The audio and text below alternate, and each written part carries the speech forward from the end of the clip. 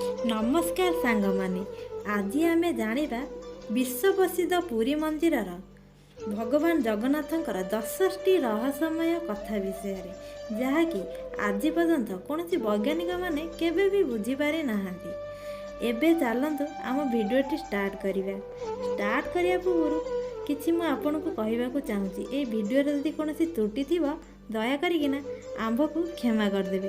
ता पूर्व जो मैंने आम चैनल रे न्यू अच्छा प्लीज आम चैनल को सब्सक्राइब शेयर आ गोटे गोटे लाइक करदेवे।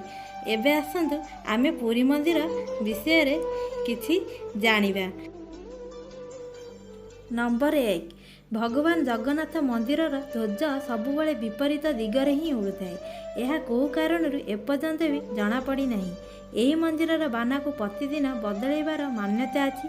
यह मध्य कहुए जदि यही बाना को प्रतिदिन बदलाई न जाए ताहले श्रीमंदिर पूरा 18 वर्ष जाए बंद रहिबो। नंबर 2 यही मंदिर 4 लाख वर्ग क्षेत्र निर्मित। यार उच्चता 214 फुट। यही मंदिर सबुठु रहस्य जानिकी आपण माने आश्चर्य हेबे जे यार छाई देखा आज पर्यंत केही भी पाई नांती। नंबर 3 मंदिर उपर भागरे एक सुदर्शन चक्र लगी थाए। कहुए जे पुरी रे जेकोसी जगार छिड़ा हेले यही चक्र को देखा मिली थाए। यही चक्र अष्टधातु निर्मित। यह बहुत पवित्र मानती।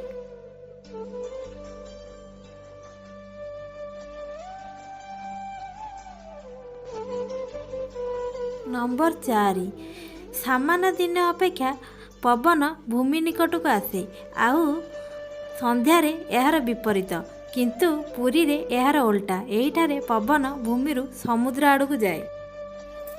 नंबर 5 साधारणतः आपण मैंने देखिथिबे मंदिर हो कि मस्जिद बा कोनोसी मूर्ति उपरे पक्षी बसिथिबार बा उड़ुथिबार, किंतु जगन्नाथ मंदिर उपरे केबे भी कोनोसी पक्षी की उड़ुथिबार देखा जाएनी। यही कारणरू मंदिर उपरे उड़ाजाहाज बा हेलिकॉप्टर उड़ीबा मना थाए। नंबर 6 सांग माने आपण मानकु जानिकी आश्चर्य लागिब प्रतिदिन संध्या समय मंदिर उपरे स्थापित ध्वज को मनीष द्वारा उल्टा चढ़ी ही बदलाई जाई थाए। आपण माने ठीक सुनिचंती। ध्वज एते चमत्कार अटे जेबे यह उड़े समस्ते देखिकी ही रही जाई थांती।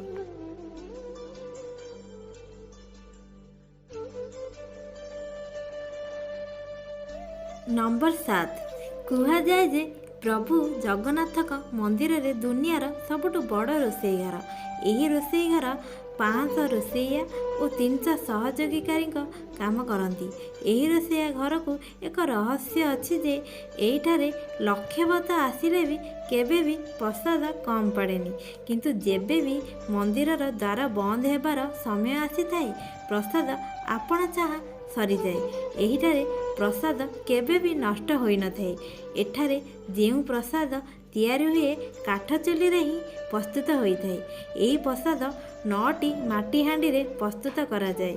यही 9टी हांडी को गोटे उपरे गोटे रखी चुलू उपरे सीधा रखी दिया जाई थाए।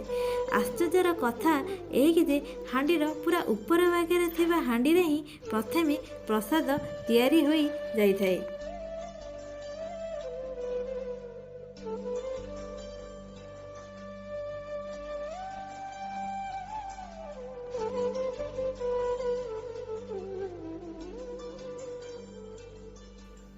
नंबर 8 मंदिर पूर्व सिंहद्वार अच्छी।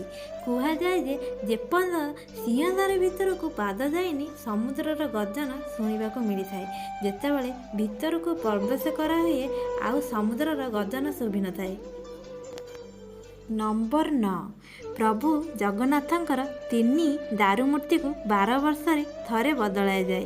पुराना मूर्ति को बदल रे नुआ मूर्ति को स्थापन करा जाए। यह पछरे एक रहस्य अच्छी। जेतेबेले भगवान दारू को बदला जाए पूरा सहरर आलोक କଟାଯାଇଥାଏ। ମନ୍ଦିରର ଆଖପାଖ ପୁରା ଅନ୍ଧକାରମୟ କରାଦିଆଯାଏ। ମନ୍ଦିର ବାହାରେ CRPF ପୁଲିସଙ୍କ ପ୍ରହରା କରାଇ ଦିଆଯାଏ। ସମସ୍ତଙ୍କୁ ମନ୍ଦିର ଭିତରକୁ ଯିବାକୁ ବନ୍ଦ ହୋଇଥାଏ। କିନ୍ତୁ ସେହି ପଣ୍ଡାକୁ ଅନୁମତି ଥାଏ ଯିଏ ନୂଆ ଦାରୁବ୍ରହ୍ମକୁ ସ୍ଥାପନ କରିବେ।